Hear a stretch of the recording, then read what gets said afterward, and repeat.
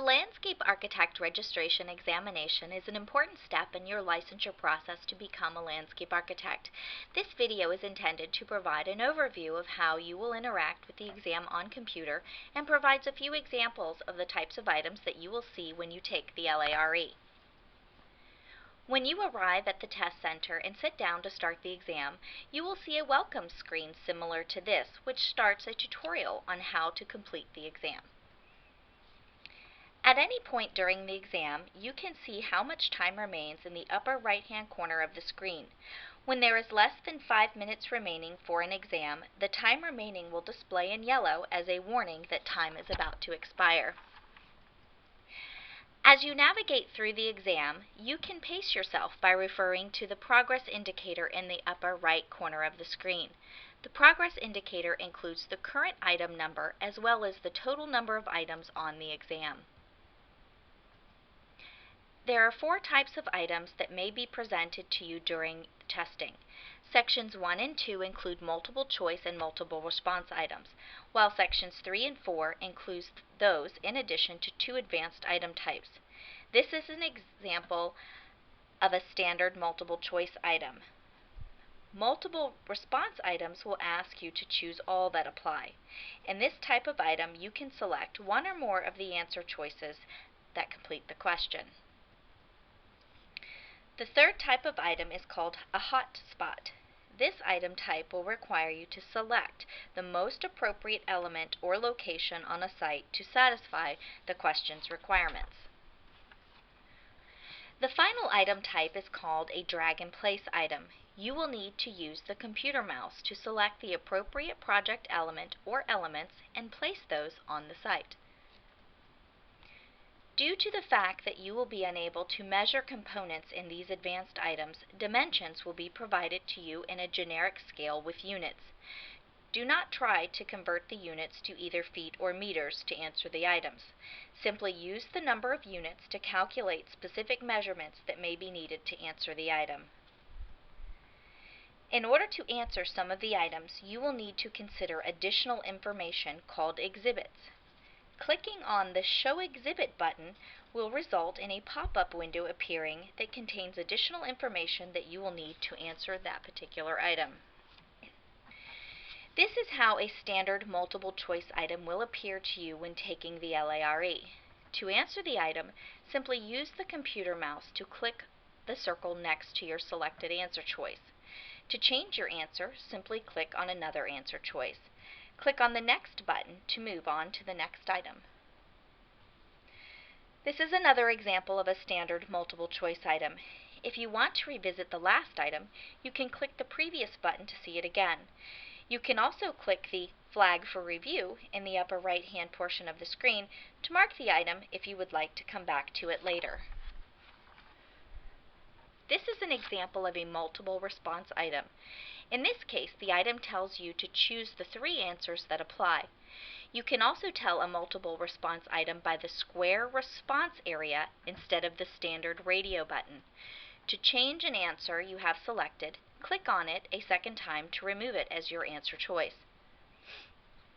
You may also see multiple response items such as this that require you to evaluate a solution. The proposed grading is highlighted in red to allow you to clearly see the solution. A multiple response item allows for one or more correct responses. It is not always necessary, however, to choose more than one answer. If you have not viewed the entire item and try to move on, you will receive an error message to ensure that you view the entire item before selecting your final answer. Here again is a proposed solution to a problem. This item type is called a hotspot item and asks you to select an area on the graphic that responds to the question. In this case, you are evaluating potential risks for pedestrian safety. Use your computer mouse and click the location that you feel best responds to the question. A red X remains to indicate your answer choice. Simply click on a different part of the graphic to change your answer choice. The blue box highlights how this kind of problem is scored. If the center of the red X fits within a designated zone, the item will be scored as being correct. The correct scoring areas allow for a slight margin of error and, of course, are not viewable when you are taking the exam. Some items, like this one, require you to evaluate additional information to answer the question. Click on the Show Exhibit button, brings up a pop-up window with additional information. You can move the window if it obscures something that you would like to see on the item itself. Click on Close to remove the exhibit when you have reviewed the information. This again is a hotspot item, so you use your mouse to click the best location for an earthen dam to create a detention pond. This is an example of a drag and place item type. The project elements are located in the left panel. You must use your mouse to drag the project elements onto the site. Click and hold the mouse once you've selected the project element and move it to your selected location. Release the mouse button to place the project element on the site. This has additional soil information that must be reviewed before selecting the appropriate locations for the project elements.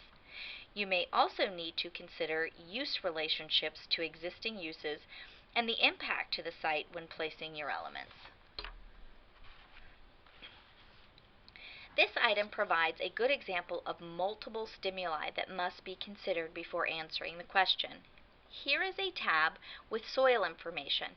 You can see that the depth of different soil types are designated in units. Clicking on the Buildings section tab shows you that understanding the depth of the bedrock will be an important consideration for when locating the building's foundation, as well as the elevator core. Once you have reviewed the question, the exhibit information, and the site and off-site features, you can indicate the preferred location for the building. Drag and place items are also used to indicate proposed grading.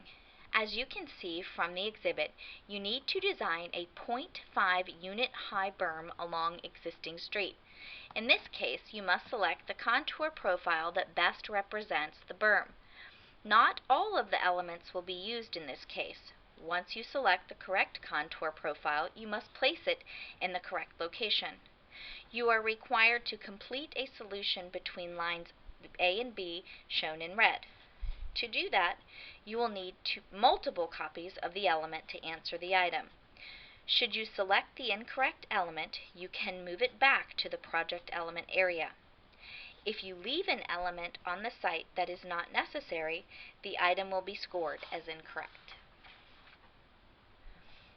This again shows you how this type of item is scored. You must select the correct element and place it in the appropriate location as shown here by the blue boxes. There is a margin for error, but the entire element must fit within the scoring area to be correct. This item requires you to select spot elevations to indicate your proposed grading. The exhibit, again, must be reviewed to properly answer the question. In this case, again, you can see that it is possible to use multiple copies of each element and that you may not need all of the elements to correctly answer the item. Dimensions are provided so that you can calculate the appropriate spot elevation. So for example, 100 units at a 2% slope would require a 2-unit change in elevation. When you are done with the exam, a review screen will appear. The review screen indicates if you failed to complete an item or if you marked a question to go back to and review. You can click on that question to jump to it. Click Review Screen on the bottom bar to return. Once you are satisfied with your answers, click End Review to move on to the next screen. You will be prompted to confirm your choice as you cannot return to the test once you have ended your review. A final screen indicates that your score will be available on the L.A.R.E website 4 to 6 weeks after the testing window has ended. If you have feedback or concerns with items, you can contact the Council office by emailing us at info@larb.org. Click End Exam to complete the process. Please feel free to contact the L.A.R.E office if you have any questions about taking the L.A.R.E.